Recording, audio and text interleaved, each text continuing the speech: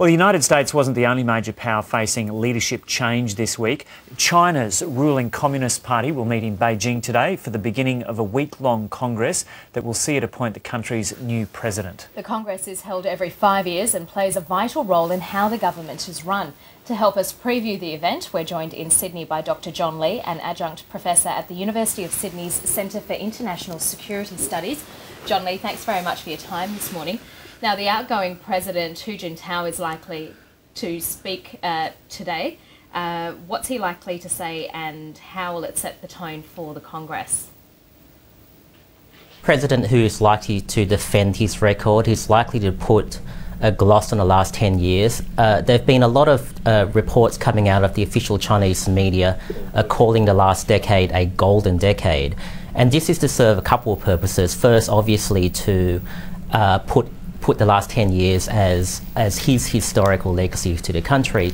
But secondly, President Hu still wants to exert influence behind the scenes, both in terms of choosing the next generation of leaders and also when the next generation actually take place. So I think the speech will be about really talking up the last decade.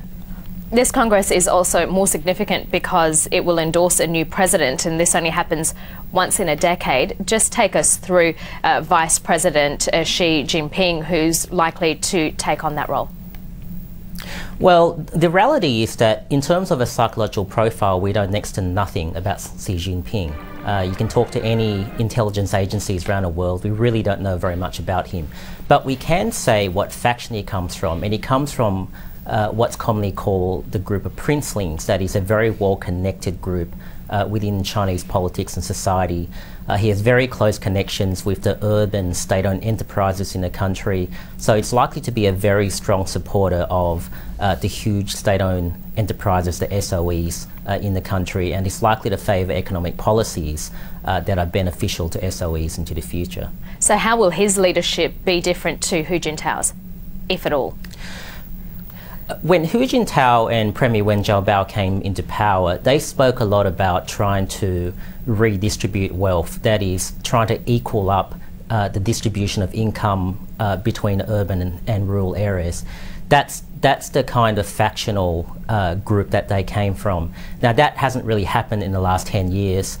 Xi Jinping hasn't really spoken about that. He's really spoken more about continuing the economic rise of China.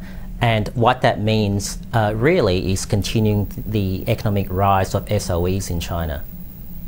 Okay, let's talk about the US election, because Barack Obama was re-elected. We know that in recent times he's talked about the pivot to Asia. How will that be seen by the new leadership, do you think? Well, in a lot of ways, I think they would have been more comfortable with Barack Obama than Mitt Romney for the reason that, one, they know the policies that Barack Obama has, there'll be continuity there. And secondly, Mitt Romney was far harsher on China in the election campaign than Barack Obama, for example, promising to label China a currency manipulator. Now, this pivot to Asia, this has been coming for a while. It's really a structural shift given China's rise. And I think any Chinese leader realises that America is not going away in Asia, no matter which leader it will be. But they would have been comforted that Obama was re-elected. And are there any issues, though, with the United States having more of a military presence in this region? Well, this really is part of a long-term shift of the United States back into Asia. And yes, the Chinese often label it containment. They obviously don't like it.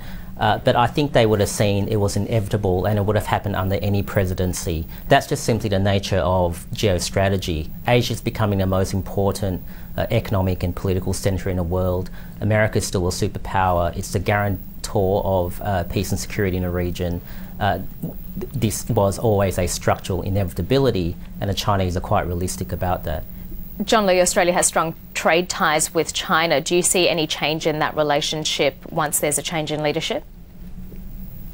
I don't think the change in leadership itself will affect our trade relations. What might affect our trade relations is if China manages to successfully reorientate its economy away from fixed investment that is building things towards domestic consumption.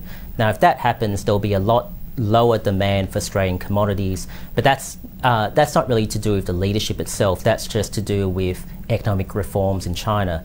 Put very simply, if China reforms economically, that's potentially bad news for our commodity suppliers. If they don't reform in the short term, that's actually good news for Australia.